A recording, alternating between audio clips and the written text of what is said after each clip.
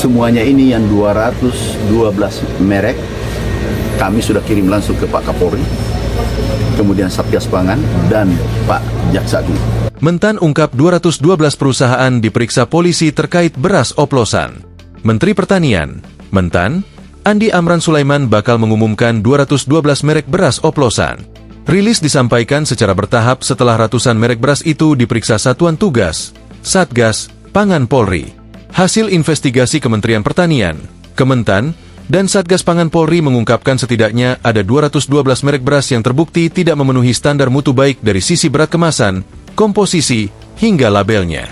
Beberapa merek tercatat menawarkan kemasan 5 kg, padahal isinya hanya 4,5 kg. Lalu banyak diantaranya mengklaim beras premium, padahal sebenarnya berkualitas biasa. Dan kepada saudara-saudara yang lain, pengusaha beras seluruh Indonesia, jangan melakukan hal serupa. Jangan melakukan hal serupa, tolong menjual beras sesuai standar yang sudah ditentukan. Ujar Amran melalui video yang dikutip Minggu, 13 Juli 2025. Data temuan beras oplosan telah disampaikan Kementerian Pertanian, Kementan, kepada Kapolri Jenderal Listio Sigit Prabowo hingga Jaksa Agung ST Burhanuddin. Ia memastikan proses hukum sudah dilakukan. Semuanya ini yang 212 merek kami sudah kirim langsung ke Pak Kapolri, kemudian Satgas Pangan dan Pak Jaksa Agung. Mudah-mudahan ini diproses cepat. Kami sudah terima laporan tanggal 10, 2 hari yang lalu, itu telah mulai pemeriksaan. Kami berharap ini ditindak tegas.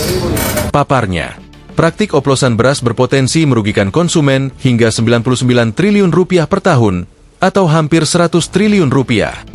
Kemudian ada yang 86% adalah mengatakan bahwa ini premium, padahal itu adalah beras biasa. Kemudian mengatakan medium, padahal itu beras biasa. Artinya apa? 1 kilo bisa selisih 2.000 sampai 3.000 rupiah per kilogram. Kalau gampangannya adalah kita mencontohkan emas, tertulis emas 24 karat, tetapi sesungguhnya itu 18 karat.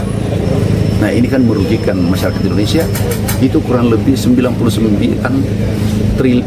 triliun, hampir 100 triliun kerugian. Kalau ini terjadi tiap tahun, katakanlah 10 tahun atau 5 tahun. Kalau 10 tahun kan 1.000 triliun, kalau 5 tahun kan 500 triliun, ini kerugian. Sambungnya, sementara Wakil Menteri Pertanian, Wamentan, Sudaryono menyebut para produsen menjual dengan harga dan kualitas yang tidak sesuai ketentuan. Pengawasan itu kan sebetulnya sudah ada Badan Pangan dari Kementerian Pertanian, Kementerian Perdagangan ya. Tentu kita akan lebih sering karena kan yang dirugikan masyarakat sebetulnya ya. Jadi dengan harga tertentu, kualitas tertentu tertera tapi aslinya nggak begitu. Itu kan sebetulnya yang bikin masalah, pungkasnya. Nanti mudah-mudahan ini sudah kita munculkan secara bertahap yang diperiksa.